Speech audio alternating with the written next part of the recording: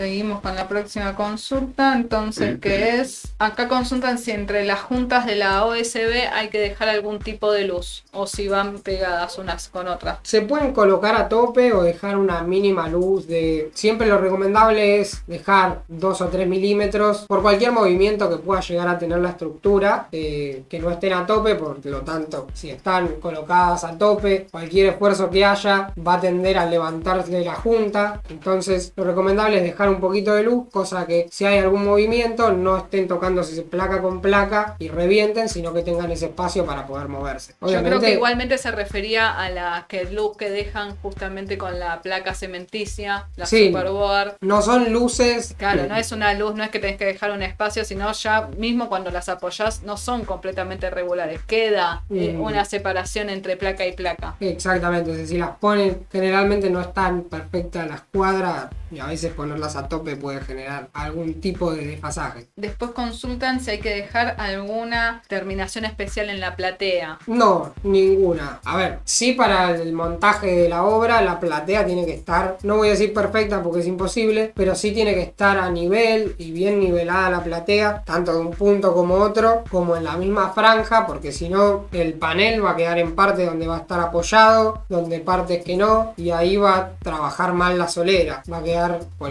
así decirlo, explotando en algunas partes, apoyando en un lado sí, en un lado no. Te puede quedar, a ver, vos podés hacer toda la obra y después cuando llegues a la parte de armar la carga del techo, que te queden un panel 1 o 2 centímetros más arriba que el otro, y después se te va complicando más que nada a la hora de hacer terminaciones y al momento de hilar fino en el steel. Es un sistema muy milimétrico y cualquier imperfección de estas, en el momento capaz que armando el panel no nos damos cuenta, pero al momento de emplacar y dar las terminaciones empiezan a saltar todos los detalles.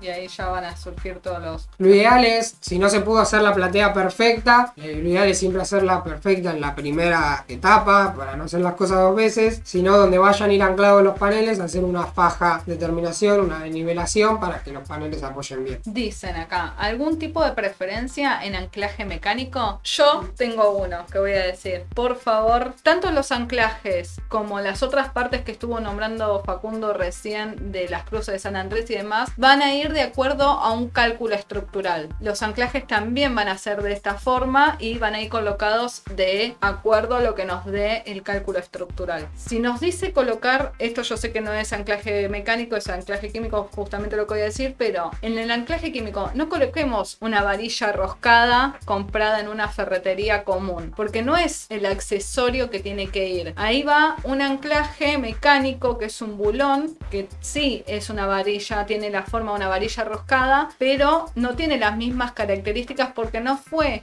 materializada de la misma forma. Tiene otras solicitaciones, tiene otros esfuerzos. Entonces, a la hora de realizar los anclajes, esto es lo que nos va a permitir que la estructura con el viento y demás no se mueva y no se agriete. Eso es muy importante y no hay mucha diferencia entre una varilla roscada y estos bulones de los que les hablo. Así que por favor tengan en cuenta esas cosas a la hora de construir, que son importantes. Nosotros, yo sé que a veces dicen, uy, bueno, no, pero son demasiadas cosas o son demasiados puntillosos con muchas cosas y la teoría en la práctica es diferente. Nosotros también estamos en obra, conocemos lo que pasa en obra, pero no sirve de nada hacer las cosas en obra si no tenemos el conocimiento de por qué se realizan de esa forma. Entonces, bueno, esta es una. Las varillas roscadas no se utilizan como anclajes, que servirán para colgar bandejas eléctricas y demás, pero no para realizar un anclaje químico o anclaje mecánico en su diferencia. Así que bueno, dicho. Exactamente, las varillas roscadas que se usan son homologadas, por ejemplo, las empresas más conocidas son Hilti y Fisher, que vienen ya en una medida, en un largo específico, y lo más importante es que soportan una carga que ya está determinada por el fabricante. Como volvemos a una pregunta anterior, que preguntaban si soporta vientos de 100 km por hora. Bueno, cuando nosotros hacemos el cálculo estructural, ese anclaje tiene que soportar X cantidad de kilos. ¿Qué me garantiza garantiza la varilla roscada que está homologada por un fabricante? Que esa varilla ya fue ensayada y soporta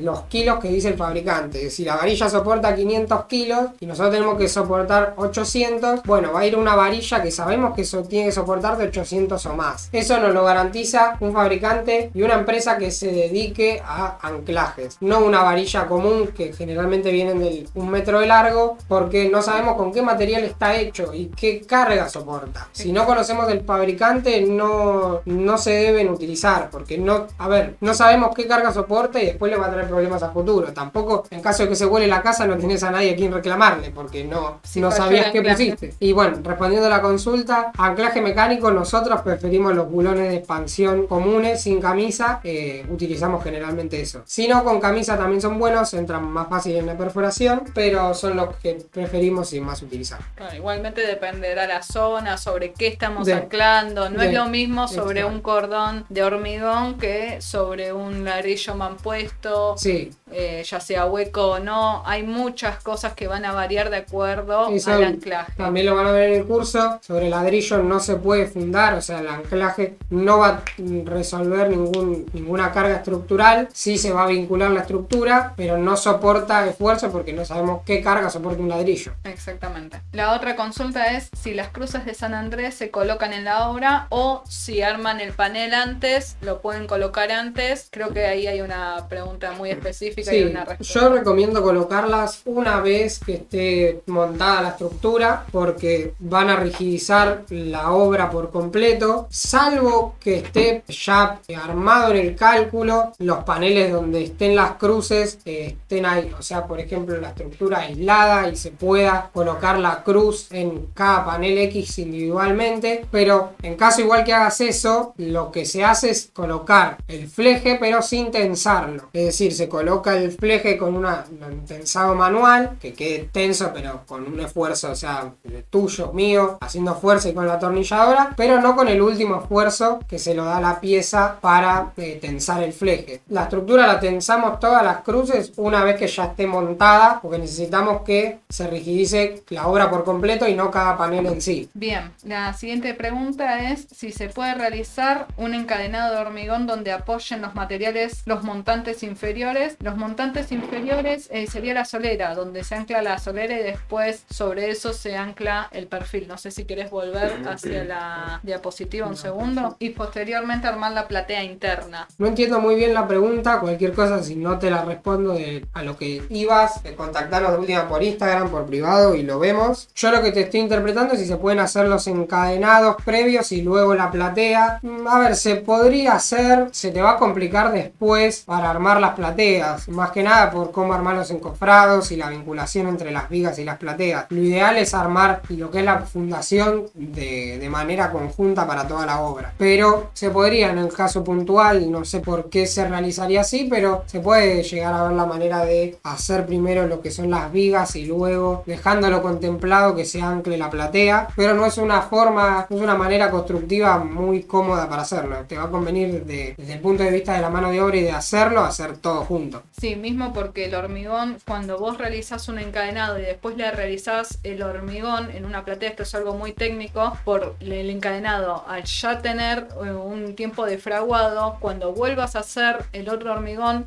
va a haber una resistencia entre los materiales y no quedan unidos correctamente. Se puede colocar igualmente un puente para que se adhieran y demás, pero es un líquido que se coloca para que se adhiera mejor a la otra superficie que ya se encuentra, pero no es lo ideal. Si vos podés armar siempre todo junto esa platea, lo ideal es siempre armarlo todo junto y no por partes, y más en una platea que tiene el movimiento de la tierra y lo va a absorber obviamente eso, así que eso es algo muy importante a tener en cuenta. Por eso, bueno, les digo que hay muchas cosas que quizás se tienen que ver siempre con profesionales y demás, porque se escapan a lo que es el sistema steel y hay otras cuestiones que hacen a la obra. Entonces, bueno, hay que tener mucha atención en eso, porque puede ser que luego la casa se mueva y no sea culpa del steel, sino porque esté mal hecha la fundación. Así que bueno,